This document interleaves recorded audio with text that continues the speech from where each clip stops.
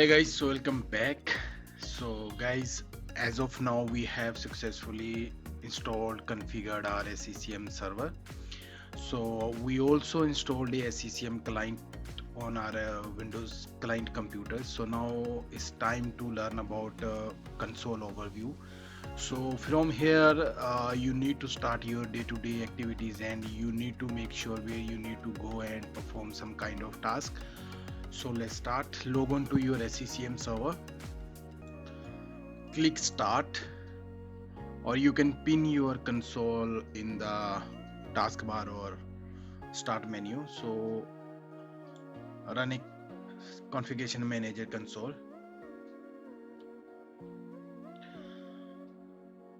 So guys, this is the overview. By default is like a directly land to this asset and compliance. So it's called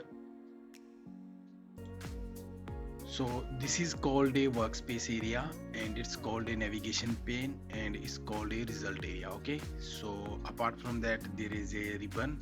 So I'll show you later that how we can go for that.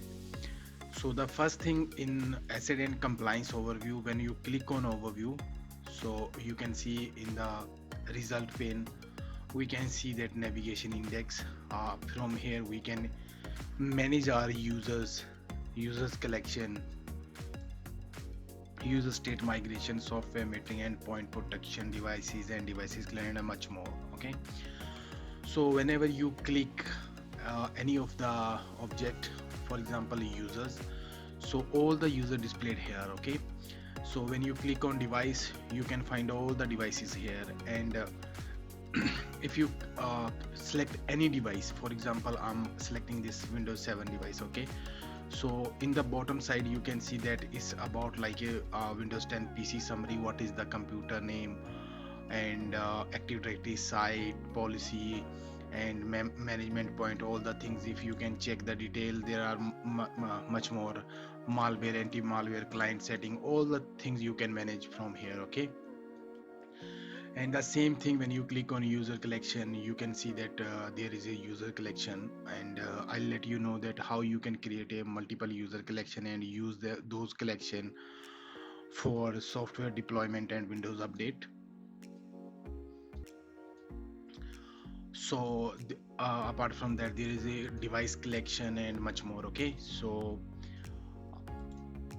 if we click on software library, okay, from the workspace area, so you can see under software library we can manage our application management, software update, operating system, Windows 10 servicing, Office 365 client management, and script, much more. Okay, so apart from that there is a monitoring tab where we can create a alert and run some kind of reporting and all the things.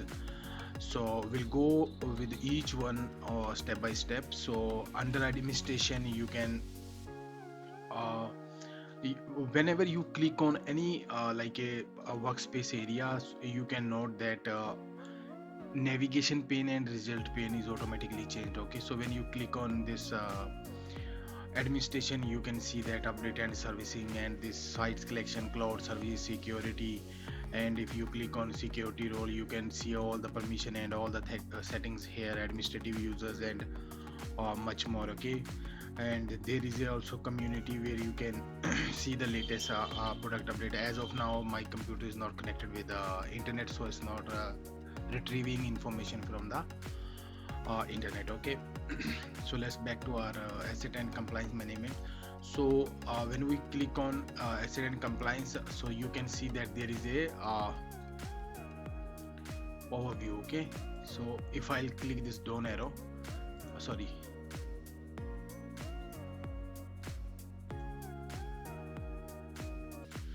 so there is a ribbon bar where we can select the ribbon bar, and when we click on user you can see that settings are totally like options are totally changed. So if we click on devices, you can see all the settings related to device. So for example, if I'll select any device, you can see that many options are appearing, that what kind of operation we want to perform for this specific device.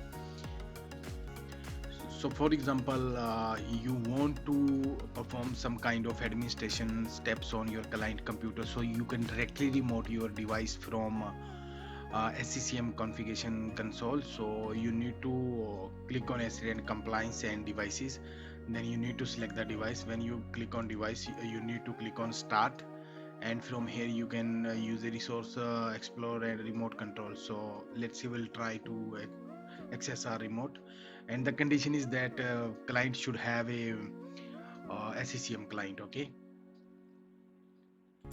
so now you can see we are getting error that a remote control session could not be established with the remote computer. So there are possible some reasons. So the first is maybe computer is turned off, the system cannot reach to the internet, the Windows firewall not allowing to remote control, or the remote control feature is disabled. Okay, so we need to make sure we need to match all these criteria, and after that we can able to remote our computer.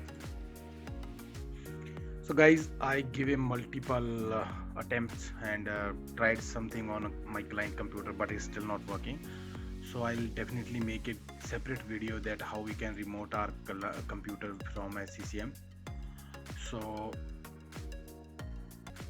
if we talk about like a search box, okay, so whenever you need to find any specific user, device collection, or anything which you want to select for from a console, so you need to select the, for example, I want to check how many like a SCCM admin I have. So just type a SCCM, then hit search. So okay, so I have a one user which is called a SCC admin. So if you have a multiple admin with this similar keyword SCCM admin, then you can find all those users, and later on I'll show you that how you can get all the admin and all the specific task with the help of group collection.